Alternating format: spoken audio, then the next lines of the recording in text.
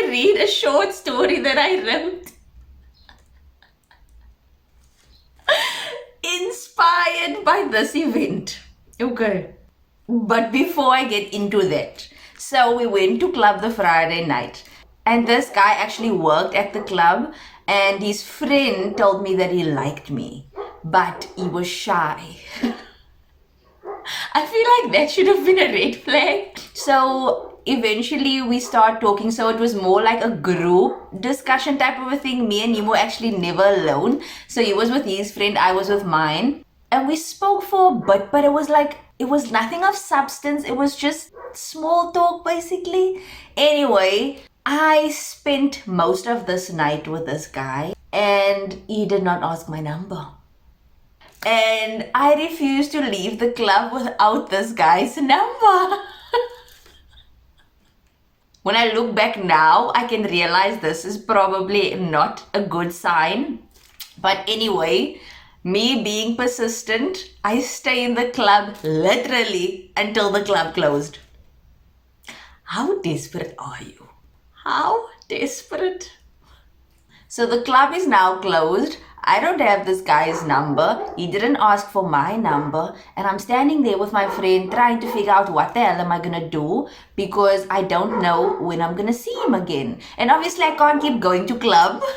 So now at this point, I'm embarrassed and I don't want to go up to this guy and ask for his number. So I sent my friend. And what made it worse is that I stood a few feet away from them while she was asking his number, and I was pretending I didn't know what she was doing. And it gets even worse. He didn't want to give his number. He gave his Instagram. I was so embarrassed. Like, I was already embarrassed having to ask his number.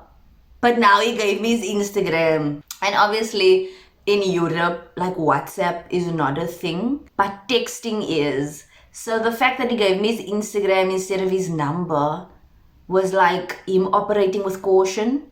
And I was really offended. I'm not gonna lie, I was offended, but that did not stop me.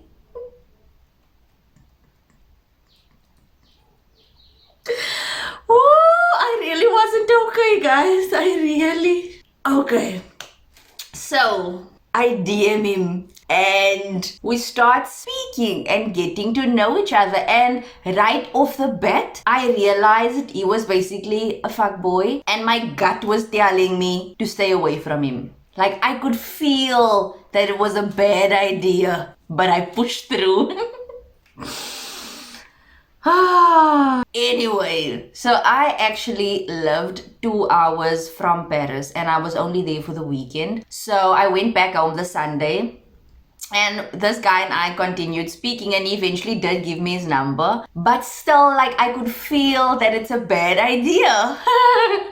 And still, I ignored that shit. So I met him on the 28th of September. That was the Friday. And then I went back to Paris the 19th of October. So technically I kind of got to know him a little bit, but we never really had proper conversation. And don't judge me, guys. I was young. 24 is not young for a lot of people, but my mentality was dumb. I realize that now. So let me tell you about the night I actually went home with this guy.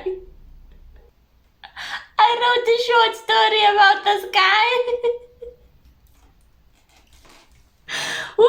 So the story is called Attraversiamo, which in Italian means crossing over, which essentially for this particular story means me crossing over into the unknown.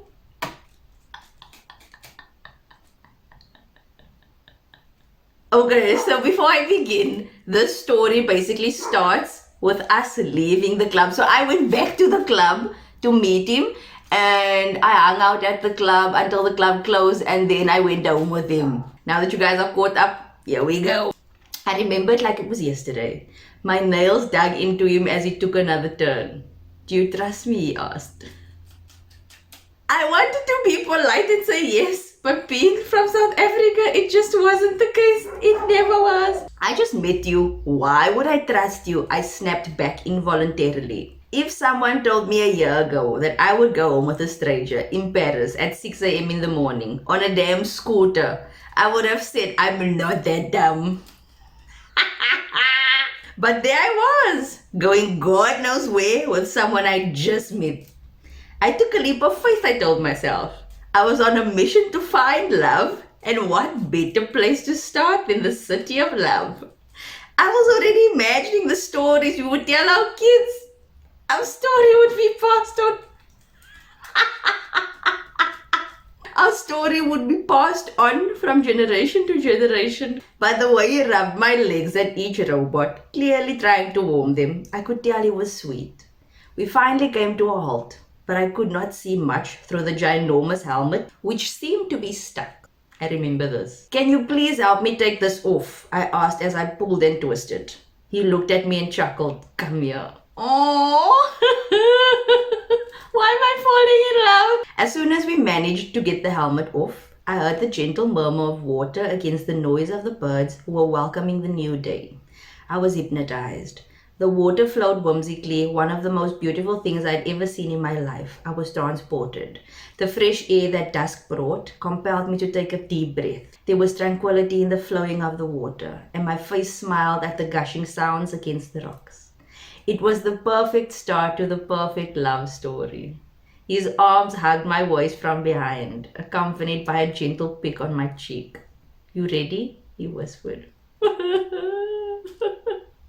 I responded. It truly felt like a fairy tale, and I truly wanted it to be, although every bone in my body was telling me that it was probably just a one-time rendezvous. Rendezvous means a meeting, basically. A collection of lights turned on simultaneously as we entered the apartment building. I felt like a child at an amusement park for the first time, bouncy and full of smiles.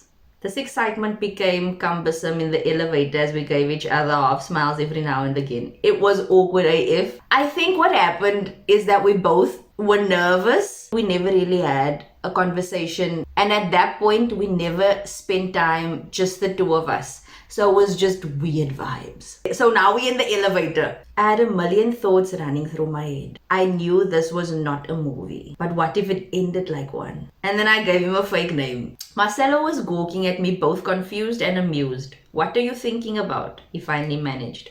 Huh?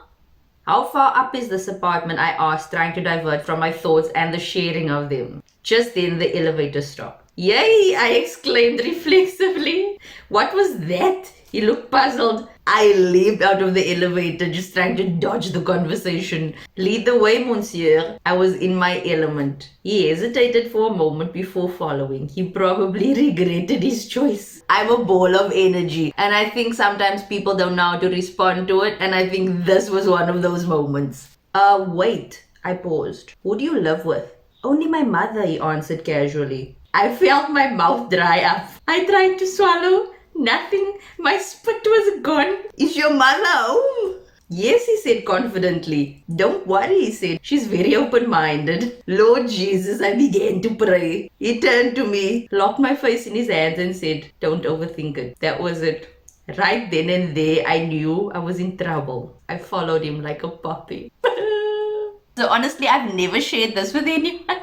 It's something dumb, yes, but it was an experience. Honestly, half of the stuff I just read, I forgot about, and it's just sweet. I might consider doing a part 2 of this. If this video made you laugh or entertain you, please like it.